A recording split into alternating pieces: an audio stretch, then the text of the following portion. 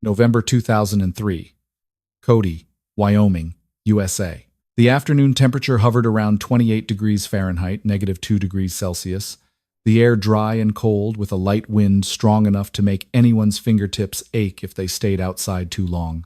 The lawyer's office sat on a small street where dusty pickup trucks were parked along both sides, and inside, more than 10 local residents had gathered to hear the reading of Walter Ellison's will, a man who had lived in isolation for many years in the Limestone Mountains of northwest Wyoming, near the area known as Mercy Gap. Elena Ward, 18 years old, stood at the back of the room near the entrance door, with no family accompanying her, no one greeting her, no one looking at her for more than 2 seconds, as if her presence changed nothing in that room. The lawyer opened the file, reading each line slowly, in a flat, emotionless voice, listing the remaining assets of Walter Ellison: 16 acres of rocky land at Mercy Gap, a log cabin built from scratch in the early 1960s, and a natural limestone cave located behind the cabin that had never been commercially exploited. The room stayed silent for a few seconds after the list ended, not out of surprise, but because everyone clearly understood the real value of what had just been read. Then laughter broke out. First soft, then more distinct. A man wearing a cowboy hat, apparently a rancher, shook his head and said that Mercy Gap was no place to survive the winter, that the area had average winter wind speeds of 30 to 50 miles per hour, and when the wind picked up, the wind chill could drop the felt temperature 10–15 degrees Fahrenheit below the actual reading. Someone else added that temperatures in the region frequently fell below -25 degrees Fahrenheit, -31 degrees Celsius, in January and February, and without a properly insulated structure, no cabin could maintain a safe indoor temperature. An older man, speaking slowly and firmly, said that in the previous 7 years, at least 3 families had tried to stay through the winter at Mercy Gap, and all 3 had left before spring arrived, abandoning empty cabins and livestock that had died from the cold.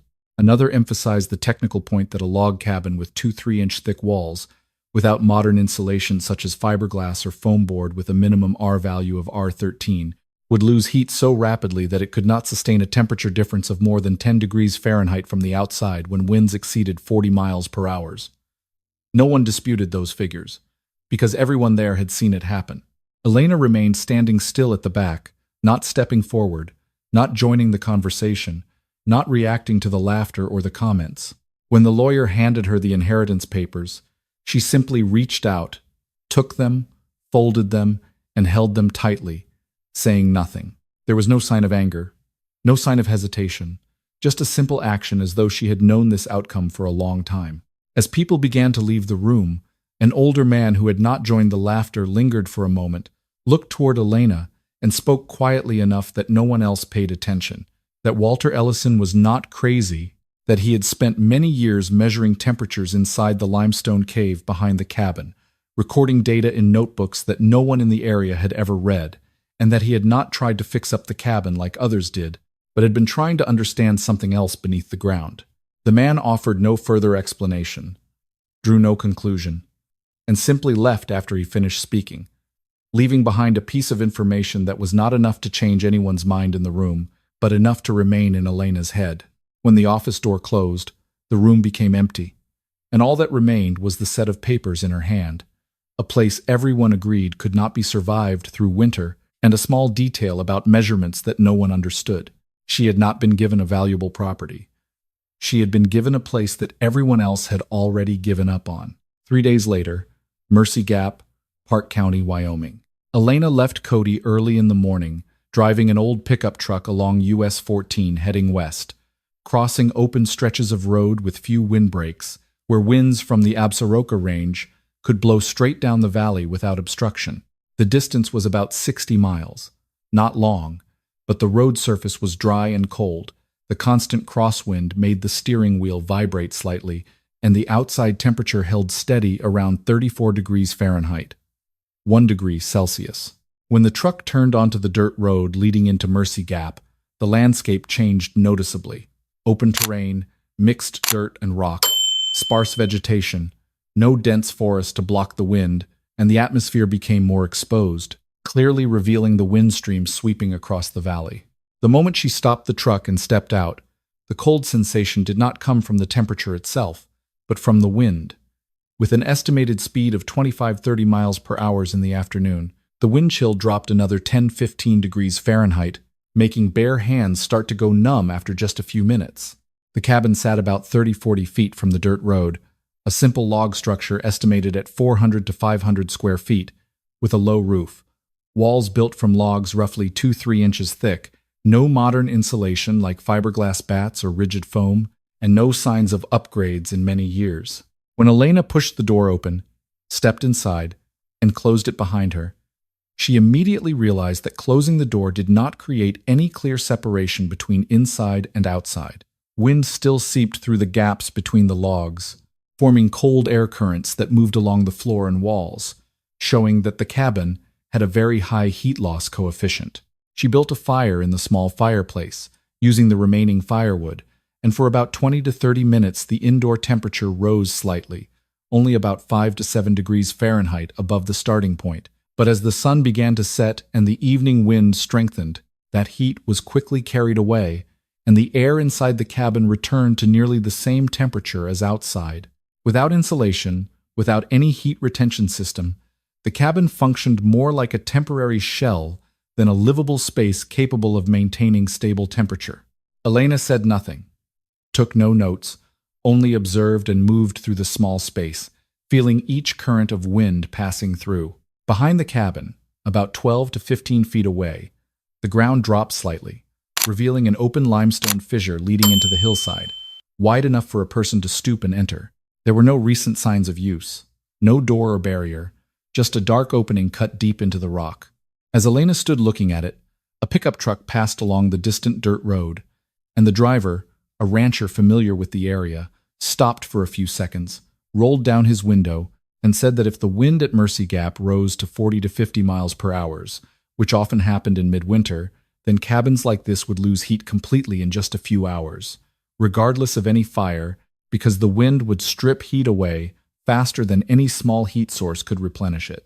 He did not wait for a reply, just drove on, leaving behind the same conclusion the people in Cody had already stated, but this time delivered directly into the real context right in front of her. When full darkness fell, the temperature began to drop more rapidly, and the wind no longer blew steadily but came in sharp gusts, slamming against the cabin walls with dry, short sounds. Elena stood inside, looking around the small space, then toward the back door leading to the rock fissure, unhurried, without hesitation, only a clear acknowledgement of what was happening. The cabin could not hold heat, and winter in Mercy Gap did not forgive mistakes. Same day, inside the cabin, as the wind continued to pound the log walls and the cabin temperature dropped hour by hour, Elena began to inspect the space she had just entered more carefully. The cabin floor was made of old boards, showing signs of having been pried up and reinstalled multiple times. And near one corner by the fireplace, she noticed a board of a different color, less worn than the rest. When she lifted that board with force, she found a small hollow space beneath it, containing a sealed wooden box. No lock, but placed with care, as if whoever put it there did not want it found by chance. Elena pulled the box out, brushed off the thin layer of dust on the outside, and opened the lid. Inside were not personal items or valuables, but more than 20 notebooks of varying sizes, most yellowed with age, the paper edges stiffened from dryness and cold. She took the most recent one, opened it, and from the very first pages realized this was not an ordinary diary. No stories, no emotions, no explanations. Each page was divided into clear columns recording specific parameters: hourly outdoor temperature, cave interior temperature, estimated wind speed, humidity, and occasionally sunset time or wind direction changes. The data spanned many years, with clear timestamps from the late 1980s to the early 2000s, showing that Walter Ellison had diligently recorded for at least 15 to 20 years. Elena flipped quickly through several notebooks, then stopped at a hand-drawn summary table, carefully ruled, containing direct comparisons between outdoor temperature and limestone cave temperature.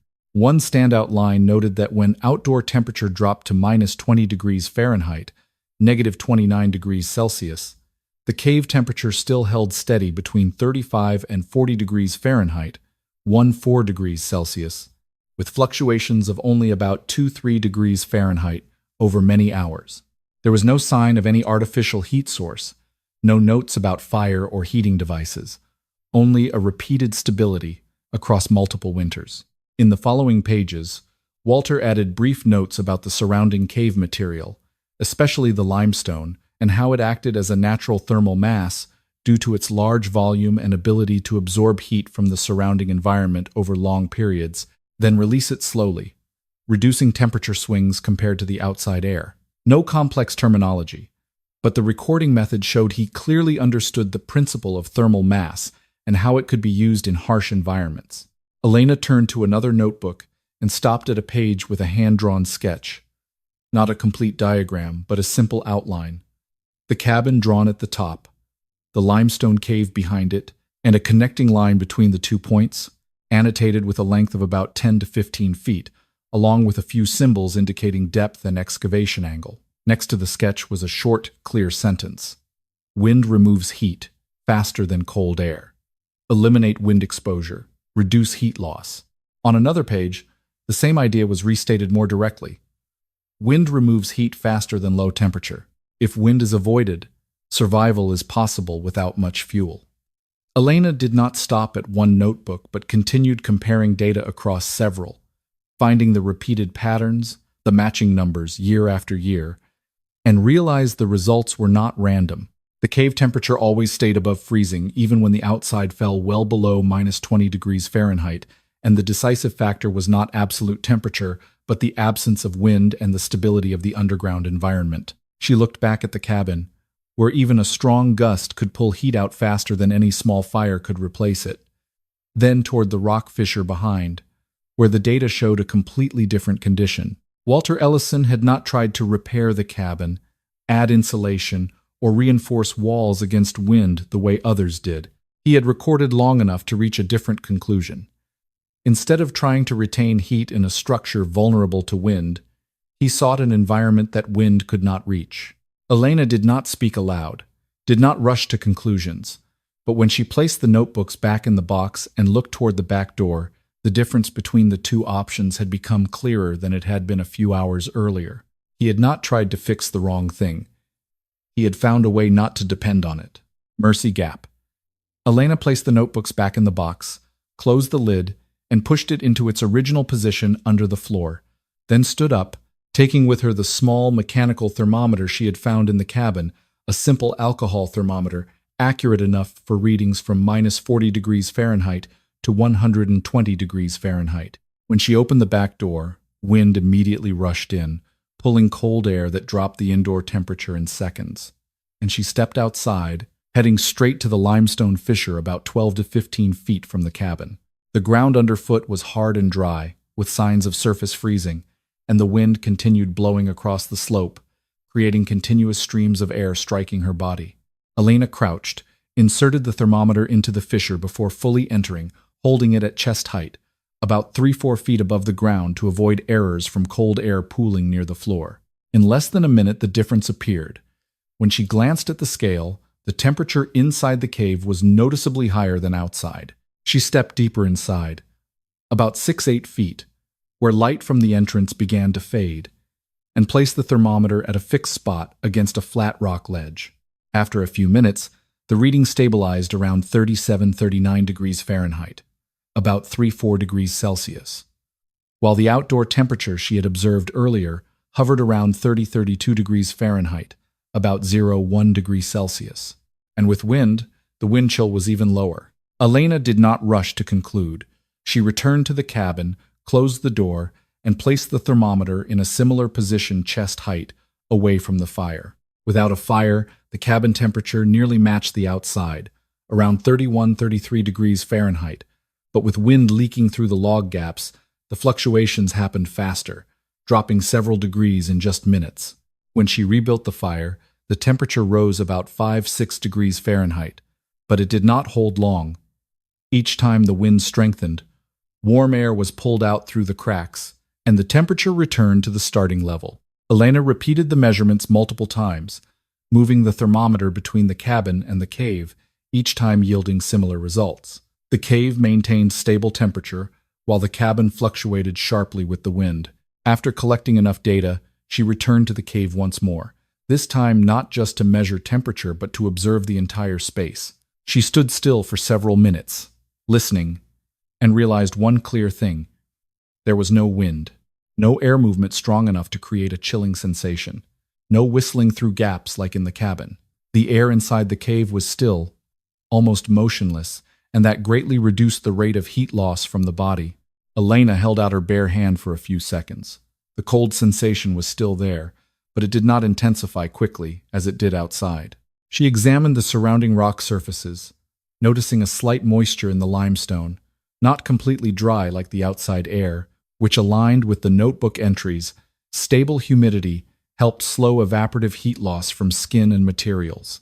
She checked the cave floor, relatively flat in some areas, enough to place items or lie down if needed, and the ceiling height was about 5-6 feet near the entrance, gradually lowering farther in, creating a usable space if approached correctly.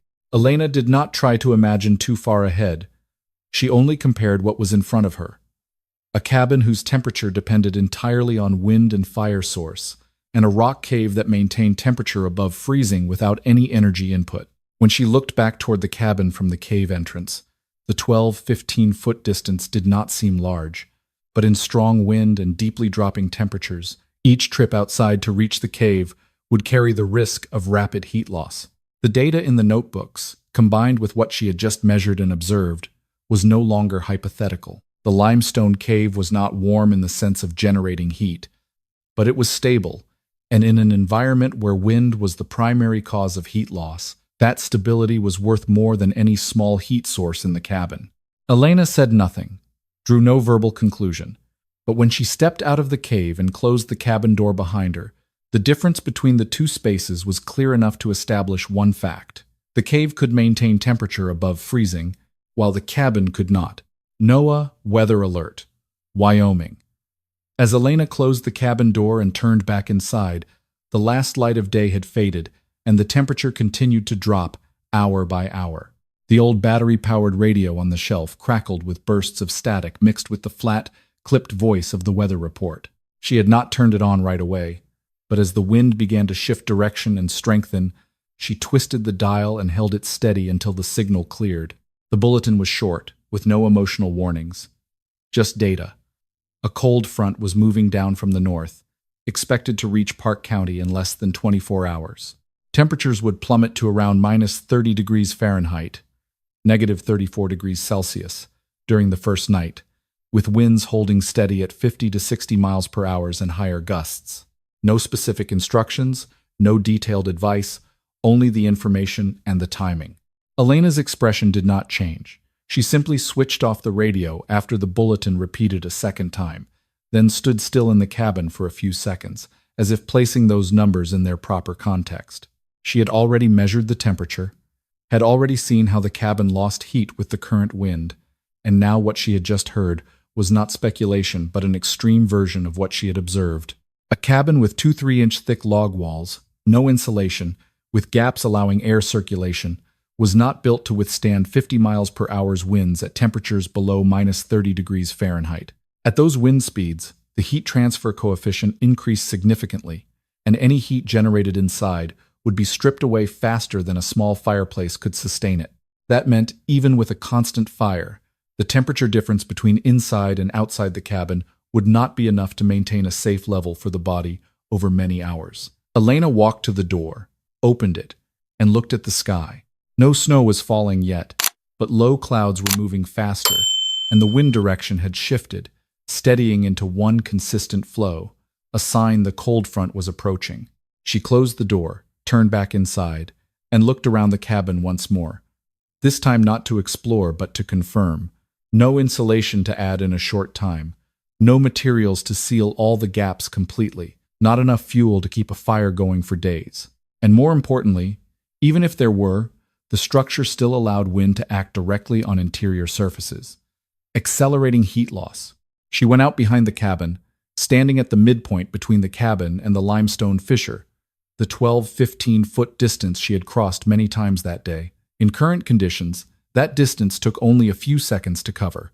But at minus 30 degrees Fahrenheit with 60 miles per hour's winds, every time the door opened and she stepped outside, would pull a large volume of cold air into the cabin while stripping heat from her body far faster than in still air. That turned movement between the two spaces into a repeated risk, not a solution. Elena did not need more data to reach a conclusion. The cabin could not withstand the coming conditions, not because it was weak, but because it was designed for a different environment, one with lower winds, less temperature fluctuation, and the ability to retain heat using traditional methods. Mercy Gap was not that environment.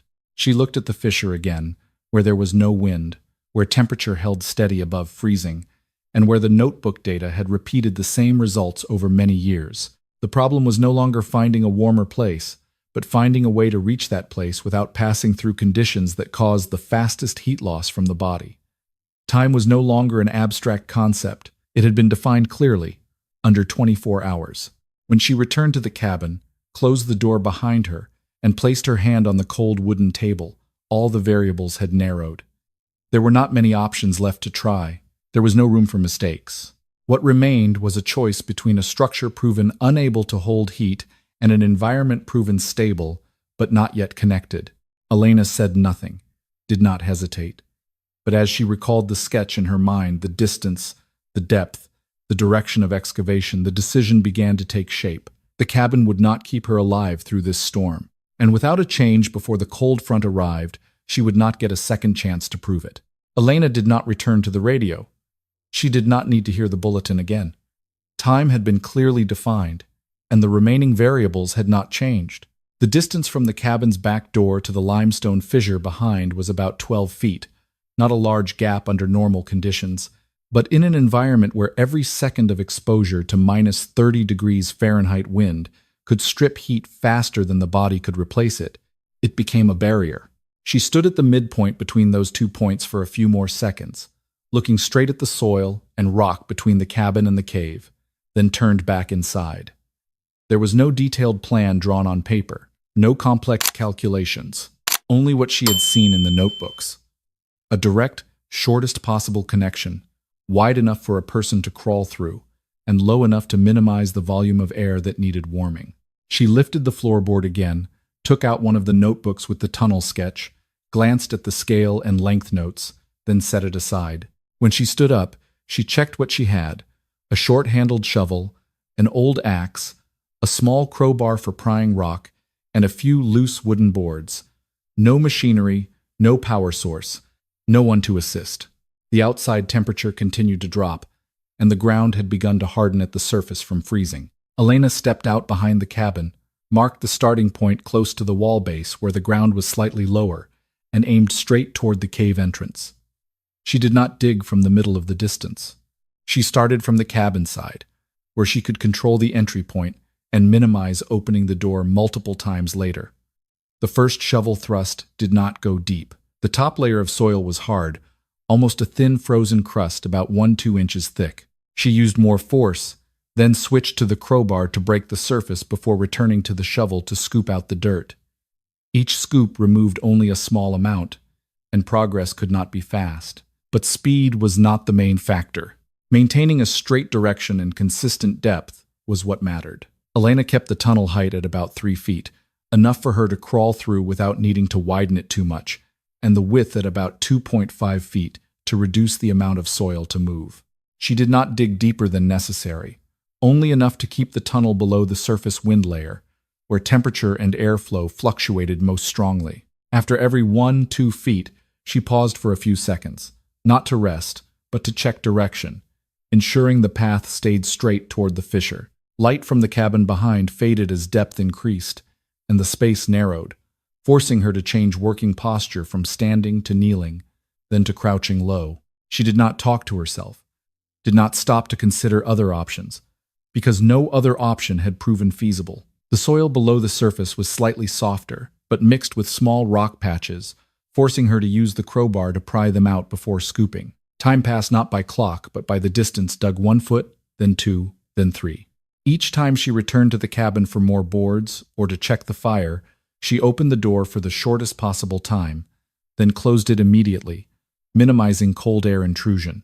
When the tunnel length reached about 5-6 feet, she began placing horizontal wooden supports overhead, creating simple bracing points to prevent collapse, especially where the overlying soil was not fully stable. These supports were not precisely cut, had no joints, just placed and wedged into both sides of the tunnel walls to hold the basic shape. The wind outside grew stronger, its sound transmitting through the soil as low, steady rumbles, but not penetrating into the tunnel the way it did into the cabin. Elena continued digging, steadily closing the remaining distance, 6 feet, then 5, then 4. She did not stop for long rests, only brief pauses of a few seconds to adjust breathing and posture. When only 2-3 feet remained, the soil began to change, hardening in spots, and she felt the difference in structure, a sign she was nearing the limestone layer of the cave. She switched to the crowbar more, tapping lightly and prying small sections, avoiding a large opening that could cause the front to collapse. Faint light from the cave side began to filter in, not from direct light, but from the change in rock surface reflection. When the crowbar tip broke through the final soil layer and entered open space on the other side, Elena paused for a few seconds, not from hesitation, but to ensure the opening was large enough and stable. She widened it slightly more, enough to create a continuous passage from cabin to cave. The 1-2 foot distance was no longer two separate points. It became a single, underground connection, isolated from the wind. Elena did not immediately recheck the entire tunnel. She crawled through the newly opened passage into the cave, where the temperature remained stable as she had measured before, then returned to the cabin through the same path, confirming that movement no longer required stepping outside.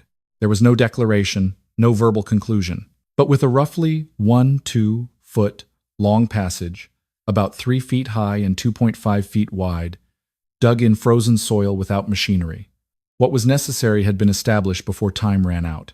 Elena did not stop after opening the first connecting passage between the cabin and the cave. The roughly 1-2 foot tunnel now linked the two spaces, but it was not yet stable enough for long-term use, and in expected 50-60 miles per hour's winds, any weakness in the structure could lead to collapse or increased heat loss. She returned to the cabin, gathered the remaining wooden boards, mostly pieces removed from the old floor, and a few discarded crossbeams, then carried them out back and down into the tunnel. There was no detailed design, but the principle was clear. Keep the space small enough to minimize air volume while reinforcing enough to prevent collapse when the overlying frozen soil bore the impact of wind. Elena started from the cabin side, where door opening pressure and temperature changes would be greatest, placing horizontal supports every 1.52 feet, creating simple frames to brace the tunnel ceiling. The supports varied in size but were wedged tightly into both earthen walls, using the hardness of the frozen soil to hold them in place.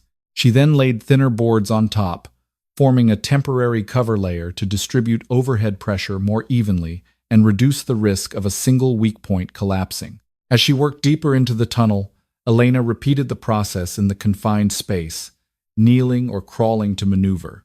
Light from the cabin behind and the cave entrance ahead was just enough to see outlines, forcing her to rely more on touch than clear vision. After completing the basic reinforcement, she returned to the cabin to search for additional insulation material. There was no fiberglass, no foam board, but several dry straw bales had been left beside the cabin, likely once used for livestock. Elena dragged the bales inside, separated them into thinner layers, and carried them down into the tunnel. She did not spread thick straw over every surface, but placed it along both side walls and the ceiling in areas where air could move, creating a barrier to slow internal air circulation. Straw was not a perfect insulator, but with its many small air pockets, it could significantly reduce convective heat transfer, especially in a confined, enclosed space.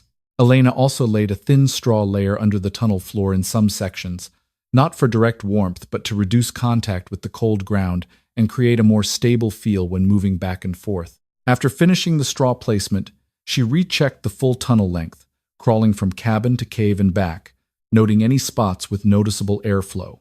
In a few places near the cabin entrance, she felt light wind leaking in when the door opened, and she added more straw and boards there to close gaps.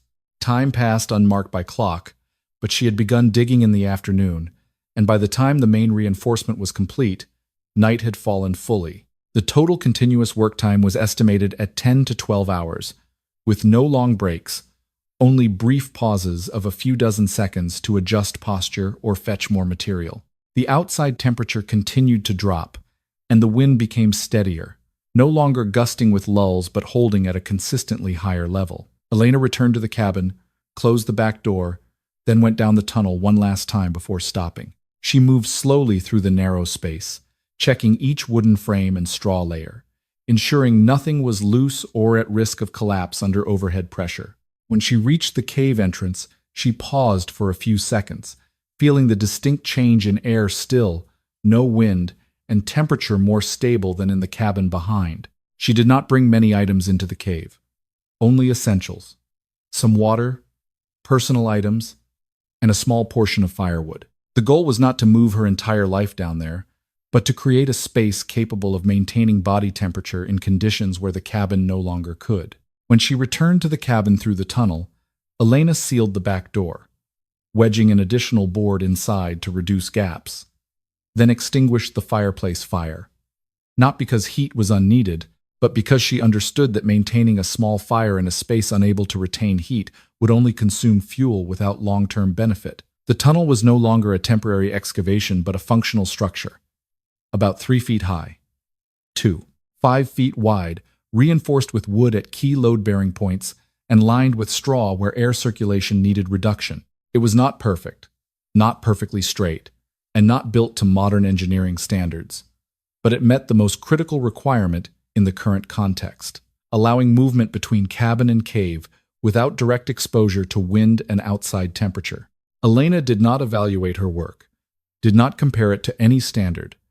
She checked one final time, then sat down in the cabin, back against the wall, listening to the sound of the wind outside continuing to build. What needed to be done had been completed within the remaining time. The rest was no longer within her control. The next morning, when the first daylight was just enough to distinguish the valley outlines, Elena opened the cabin door briefly, observed the sky and wind direction. The temperature had dropped a few more degrees from the night before, and the wind no longer came in gusts but held steady, blowing across Mercy Gap with enough force to carry dry dust particles and small ice fragments. She did not stay outside long, just enough to check conditions, then closed the door immediately, keeping cold air intrusion into the cabin minimal. However, in that short time, a pickup truck had stopped on the dirt road a few dozen feet from the cabin. The driver stepped out, pulled his coat collar higher, and looked toward the back of the cabin, where the freshly dug soil had not yet fully refrozen. He did not approach right away, just watched from a distance, then called out loud enough for Elena to hear through the door. When she stepped out, he pointed to the turned-up earth and asked what she had done all night. Elena did not explain at length, only said she had connected the cabin to the cave behind. The man was silent for a few seconds, then shook his head slightly, not because he did not understand, but because he thought it meaningless under the coming conditions. He said people in the area had tried many ways to keep cabins warm, sealing gaps, adding more firewood, even building inner walls, but still had to leave when winds strengthened and temperatures plunged. He did not believe a 1-2-foot tunnel dug in one night could change that outcome. As he returned to his truck, another vehicle passed slowly, the occupant looking toward the cabin and the disturbed ground behind, then giving a short laugh, not at anything specific, but because they had seen enough similar efforts in the past to know how they usually ended.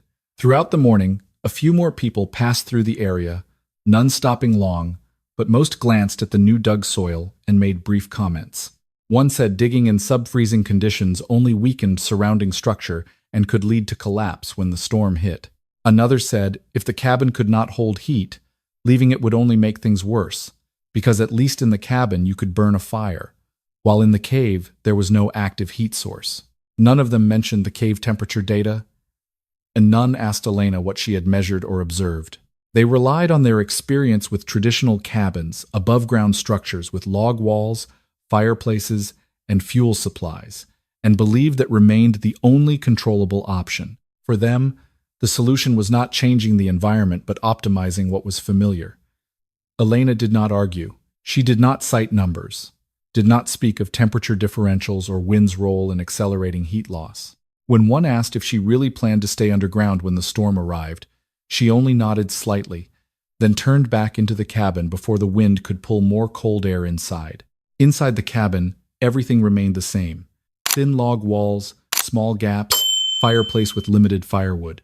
No change had been made to this structure since the day before, and that aligned with what others believed that this cabin could not withstand the coming conditions.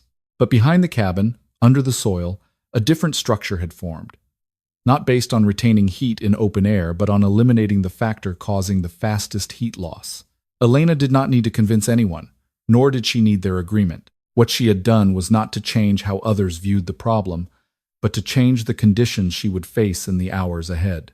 As afternoon arrived, wind strengthened, and temperature continued to drop.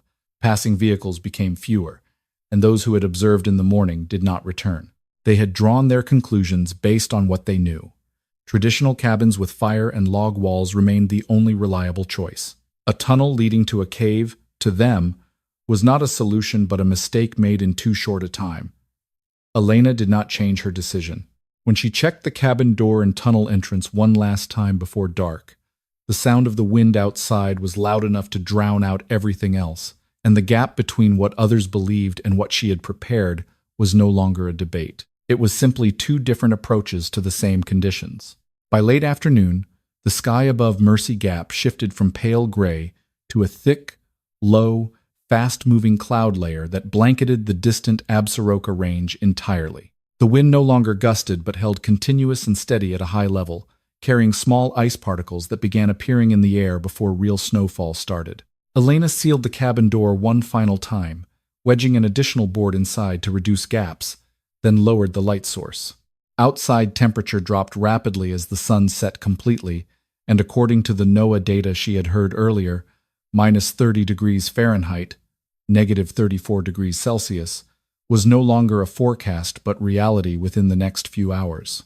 When wind reached around 60 miles per hour, air pressure on flat surfaces like the cabin walls increased significantly, forcing cold air streams through every smallest gap in the log structure. Elena did not try to maintain a large fire in the fireplace. She had seen clearly that even with fire, the heat produced could not offset the rate of heat loss at this wind speed. Instead, she moved down into the tunnel, closed the cabin door behind her, and sealed the entrance with boards and straw to limit cold air flow downward. As she crawled through the roughly 1-2-foot tunnel, the sound of the outside wind gradually diminished, from sharp whistling through log gaps to a low, steady rumble filtered through the overlying soil. When she entered the limestone cave, the change was no longer hypothetical, but an immediate, tangible reality. No wind, no fast-moving air currents. The interior temperature held steady around 38-40 degrees Fahrenheit, 3-4 degrees Celsius, exactly as recorded in the notebooks and verified earlier. Elena placed the thermometer back in its previous spot, about 3-4 feet above the ground, and the reading showed little change from the afternoon. She sat down near the rock wall, back against the limestone surface, not because it was warm, but because it did not draw heat from her body as quickly as the outside air. Meanwhile, above ground, the cabin began taking the full force of the storm. Wind pressed continuously against the walls, creating pressure that sucked interior air out through gaps while pulling cold air in. Anyone inside the cabin at that moment would have seen temperature drop near to outside levels in a short time, regardless of fire. Other cabins in the Mercy Gap area, similar structures with thin log walls and no proper insulation, began losing heat in the same way. At a ranch a few hundred yards away, a family tried to keep a fire burning all night, but with 60 miles per hour winds, heat was stripped away faster than a small fireplace could sustain, and indoor temperature could not stay above freezing for long. Livestock in pens, without sufficient windbreaks or insulation, began suffering direct effects of low temperature and strong wind, leading to rapid heat loss and high risk of death within hours. Elena did not see those things, but regional data and experience had clearly shown the outcome of such conditions. Inside the cave, time passed without marked temperature change, no sudden drops, no large fluctuations. The air remained stable, greatly reducing the rate of body heat loss. Elena did not need to move much, did not need to expend energy fighting wind, and did not need to maintain a large heat source. She kept only a small amount of firewood to burn when necessary, not to warm the space, but to provide localized body heat during rest. The tunnel behind acted as a buffer, completely separating the outside environment from the cave interior. When wind blew hard above ground, most of that energy did not transmit down through the soil to where the tunnel and cave lay. The difference came not from generating heat, but from eliminating the fastest heat loss factor: wind. Throughout the night, the storm peaked, with heavier snowfall and sustained high winds. Above ground, cabins continued losing heat, and those trying to hold out inside faced continuous temperature decline, forcing them to consume more fuel while effectiveness diminished. Some had to leave cabins in dangerous conditions to check livestock or seek other shelter, each door opening, pulling heat out rapidly. Below in the cave, Elena did not need to perform those actions. She stayed in an environment where temperature did not fall below freezing, where no wind accelerated heat loss, and where the energy required to maintain body temperature was far lower than above ground. As the storm began to weaken toward dawn, winds gradually eased, but temperature remained low, making the difference between the two environments clearer when outside conditions no longer changed rapidly. The cabin and other above-ground structures had endured the full impact of the storm, while the limestone cave, enveloped by soil and rock, remained nearly unchanged throughout. Elena did not check immediately. She waited an additional period to ensure winds had dropped to a safely traversable level, then crawled back through the tunnel to the cabin. When she opened the entrance, cold air rushed in, but this time, without the previous wind pressure. The cabin still stood, but indoor temperature nearly matched outside, and a thin layer of snow had accumulated in some gaps where wind had blown through during the night. What had happened needed no further explanation. The difference between staying above ground and below it lay not in endurance, but in choosing the right environment to survive those conditions. After the storm, as temperatures gradually stabilized and winds eased, people around Mercy Gap began looking back at what had happened and comparing outcomes across different survival approaches. Traditional cabins still stood, but many structures had failed to hold heat as expected, while Elena's direct tunnel connection to the limestone cave proved a different approach, not fighting the environment but using its natural properties. In the weeks that followed, some ranchers returned to her land, no longer mocking, but observing how the tunnel had been dug, how straw was used to reduce air circulation, and how the cave maintained stable temperature around 38–40 degrees Fahrenheit. Gradually, similar tunnels began appearing in the area, not as experiments but as practical solutions for harsh winters. If you want to explore more real survival stories and smart building solutions in extreme conditions, please subscribe to the channel so you don't miss the next video. Thank you for watching. See you in the next journeys.